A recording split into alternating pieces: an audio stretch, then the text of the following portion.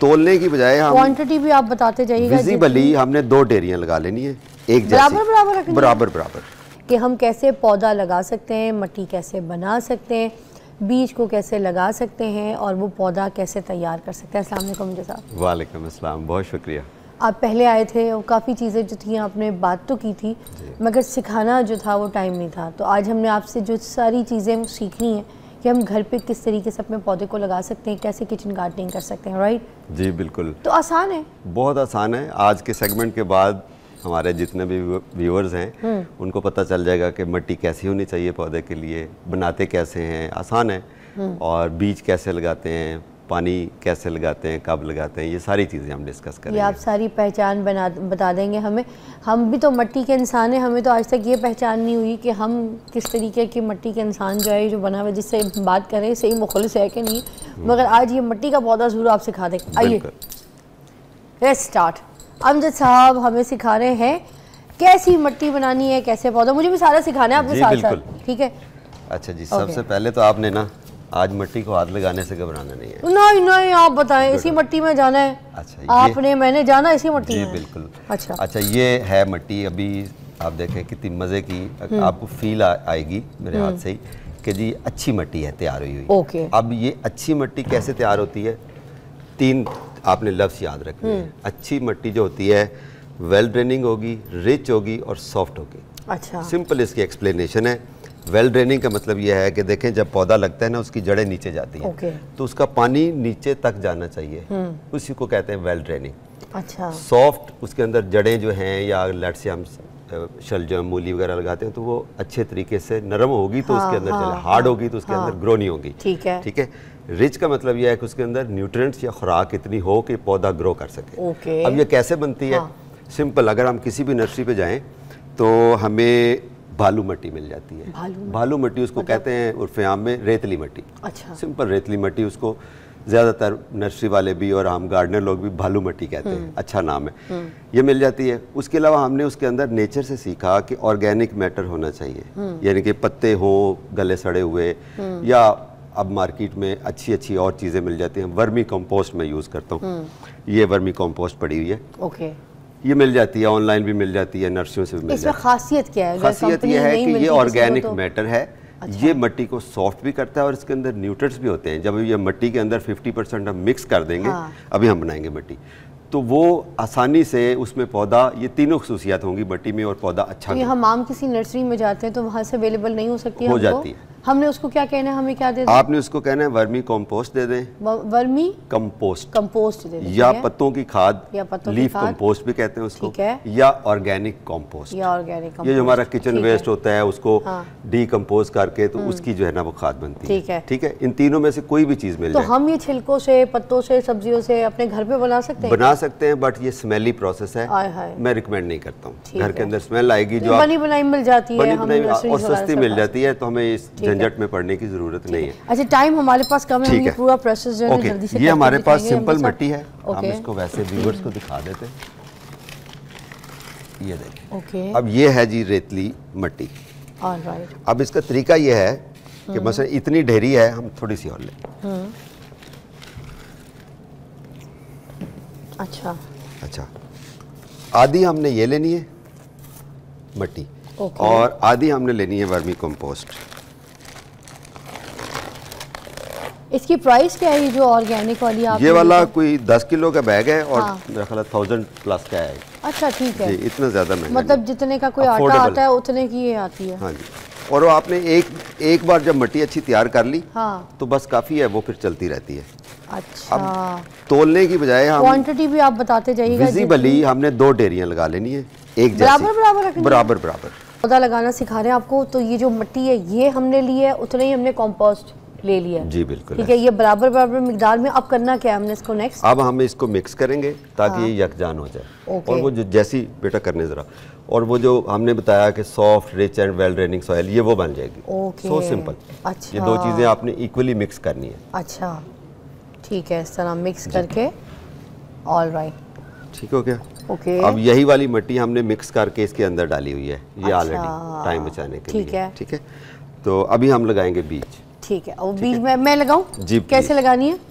अच्छा जी, हमारे पास ये काफ़ी सारी ऑप्शंस हैं जो सर्दियों में लग सकती हैं। अच्छा, धनिया पालक है, हरा धनिया है, हरा धनिया जी जी जी। ओके, हरा धनिया और पालक है, उसके बाद हरी मिर्च होती है। हरी मिर्च मैं नहीं लगाती हूँ। अच्छा, लेटस है, लेटस सलाद पत्ता जिसको सलाद पत्ता लगाते हैं। अच्छा, और ये लाल मूली जो सैलड में यूज़ होती है, ये है। चेरी टोमेटोज हैं, शलजम है, शलजम भी लग सकता है, और लंबी मूली है सफ़ेद वाली।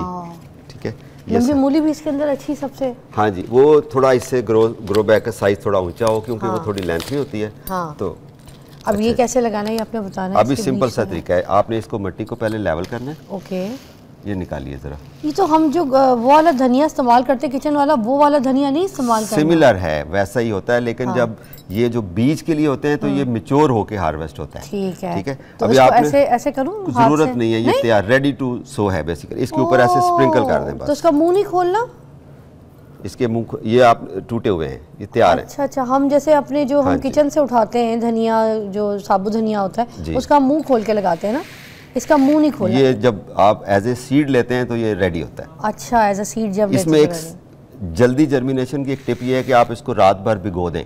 अच्छा, इसको पानी में, ठीक है, जो बीज है, फिर उसको सुबह निकाल के हल्का सा खुश्क कर लें और लगा दें तो वो जल्दी उग जाएगा। ओह वाह, क्योंकि पानी उसके अंदर सोक हो जाएगा।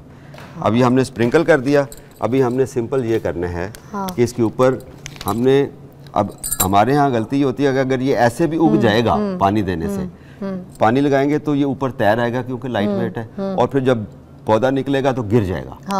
तो उसका तरीका ये है कि आप इसके ऊपर मिट्टी की एक आधे इंच की लेयर डालेंगे ऊपर दोबारा से। हाँ जी, ताकि ये कवर हो जाए बीज इसका। ओके, इसको सील्ड कर रहे हैं वैसे हाँ आप। जी।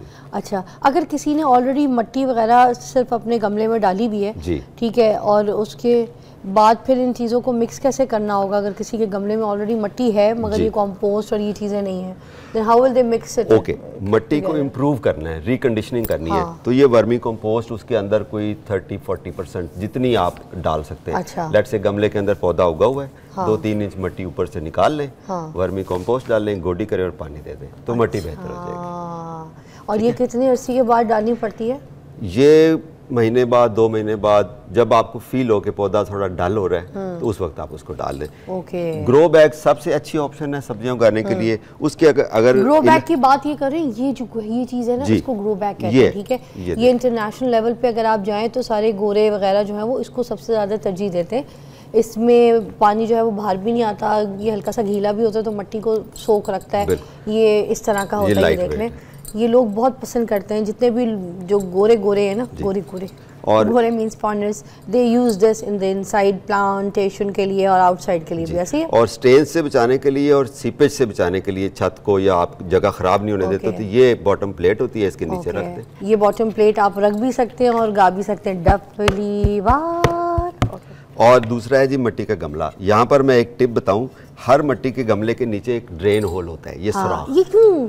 ये इसलिए ताकि एक्सेसिव वाटर जो है वो नीचे ड्रेन हो। अगर पानी तो इससे कैसे इसमें नहीं रुकता, इसमें इसका फैब्रिक ही ऐसा है, ऐसा खुद ही। हाँ, अगर आपके ये मिट्टी का गमला है और सुराख है तो इसको कवर करने के लिए यही ग्रो बैग है, ये इसी का पीस है छोटा सा, पहले ये रखें, उसके ऊपर मिट्टी डाल दें, ये सबसे अच्छा है, फिर सही है, बेहतरीन है ये। तो फिर ये सुराख होता क्यों अगर इसको? इसलिए ताकि पानी जो है नीचे खड़ा नहीं हो।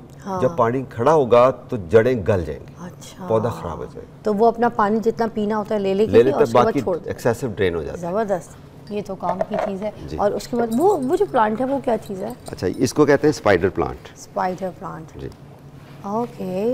ये आउटडोर प्लांट है। अगर कोई बिगनर है, फर्स्ट टाइम पहला पौधा लेना चाहता है और चाहता है कि मरे ही नहीं, खराब ना हो, केयर की जरूरत ना हो, तो ये सबसे अच्छा उसके लिए प्यारा है ये भी। इसके अंदर से ना एक स्टेम निकलती है ऐसे, और उसके आगे फिर छोटे छोटे बेबीज बन जाते हैं, इसी वजह से इसको स्पाइडर प्लांट बोलते हैं। अच्छा, और इसका भी वही सिस्टम है पानी देने का? जी, पानी देने। अच्छा, एक और चीज़ इंडोर प्लांट के लिए उन्होंने हमें बताई है कि जो इंडोर प्लांट है, अगर आप उसको धूप नहीं दे सकते तो फिर आपने उसके ऊपर वार्म लाइट का कोई बल्ब जो है ना उसकी हाइट के ऊपर लगा देना है, और जिस टाइम पे सूरज तुलू होता है उस टाइम पे आपने उसको ऑन करना है, और जिस टाइम पे बंद होता है मतलब बिफोर मगरिब आप उसको फिर स्विच ऑफ कर दें बल्ब को।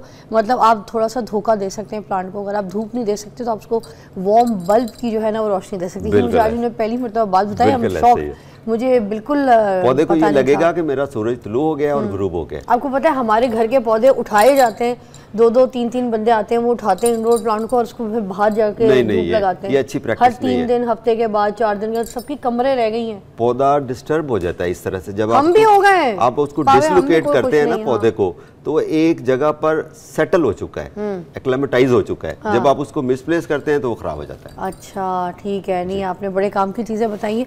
तो अपने भी जो इंडोर प्लांट हैं उनके ऊपर एक वार्म बल्ब लगा लें और उनकी टाइमिंग उसी तरह से जैसे सुबह सूरज होता है और फिर बंद होता है, सूरज का टाइम ख़त्म होता है तो उसको बंद कर दें बल्ब को। ये ट्राई करके देखिएगा। ये सारा प्रोसेस हमने आपको इसलिए सिखाया है यहाँ पर ताकि आप जो है अपने घर में भी प्लांट्स लगाएं और जितने पौधे लगाएंगे आपको पता है सवाब है। जिस तरह आप अपने बच्चे पालते हैं वैसे पौधे भी पालें। आपके अंदर ना एक रहमदिली आएगी, मासूमियत आएगी, आपके अंदर एक प्यार केयर आएगा।